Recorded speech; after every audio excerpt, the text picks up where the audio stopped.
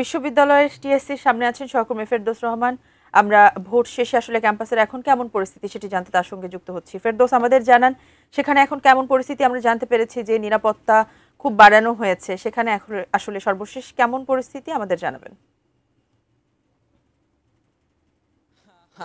আমি টিএসসিতে রয়েছি এখন। সাব্বির জানাচ্ছিলেন নীলক্ষেতের পরিস্থিতি। টিএসসির পরিস্থিতি হলো একটু দেখাতে চাই, বাইরে যে স্ক্রিনটি যেটাতে ভোট গণনা দেখানোর কথা সেই স্ক্রিনটি কিন্তু বন্ধ। অর্থাৎ টিএসসিতে যে ভোটগুলো হয়েছে সেই ভোটগুলোর গণনা এখনো পর্যন্ত শুরু হয়নি।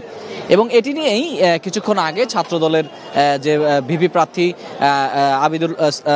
আবিদুল ইসলাম আবিদ তিনি এখানে এসেছেন এবং তিনি কিন্তু সেটি নিয়ে বলেছেন যে একটা দীর্ঘ সময় ধরে এখানে কাউকে প্রবেশ করতে দেয়া, এমনকি টিএসসিতে এখনো পর্যন্ত কিন্তু গণমাধ্যম কর্মীদেরও প্রবেশ করতে দেওয়া হয়নি।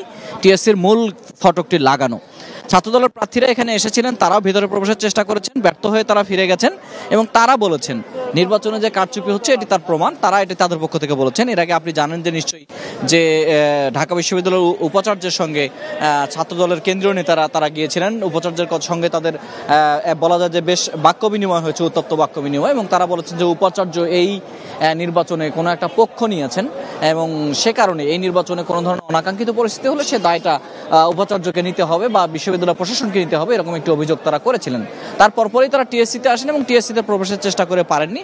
টিএসসির বাইরে আপনারা নিশ্চয়ই দেখতে পাচ্ছেন আইনশৃঙ্খলা বাহিনীর সদস্য, সাধারণ শিক্ষার্থী, বিভিন্ন প্যানেলের যারা প্রার্থী এবং সেই সঙ্গে গণমাধ্যম কর্মী তারাও কিন্তু বাইরে অপেক্ষা করছেন। এখনো পর্যন্ত এখানে ভোট গণনা শুরু হয়নি এবং এটা কেন শুরু হয়নি সে বিষয়ে এখানকার যে রিটার্নিং কর্মকর্তা আছেন তিনি বলছেন যে এখানে যে প্রায় 20,000-এর মতো ব্যালট এখানে পড়েছে ভোট, সে কারণে সেই ব্যালটগুলোকে একটু গুছিয়ে নিয়ে আসতে, অর্থাৎ ভোট গণনার প্রক্রিয়াটা একটু শুরু করতে তাদের কিছুটা বিলম্ব হচ্ছে।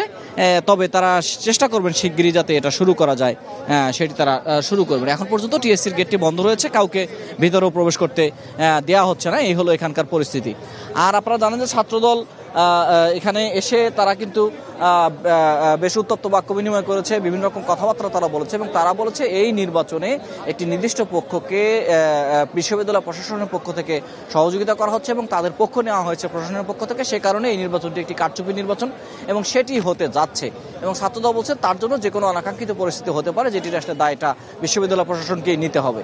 তো সার্বিকভাবেই টিএসসির যে বিষয়টি সেটি অন্য অন্য কেন্দ্রের থেকে আলাদা। অন্য অন্য কেন্দ্রে ভোট গণনা শুরু হয়েছে, কিন্তু এখানে যে ভোট গণনা শুরু হয়নি বা এখনো পর্যন্ত কোনো আপডেটও জানা যায়নি, সেই বিষয়টি নিয়ে প্রত্যেকটা মহল, সাংবাদিক সহ সবার মধ্যে একটা উদ্বেগ রয়েছে এবং সবাই চেষ্টা করছে আসলে এখানে কি হয়েছে পরিস্থিতি জানার। তবে আমরা এখনো পর্যন্ত ভেতরে প্রবেশ করতে পারিনি বা দায়িত্বশীল কারোর সঙ্গে কথাও বলা সম্ভব হয়নি।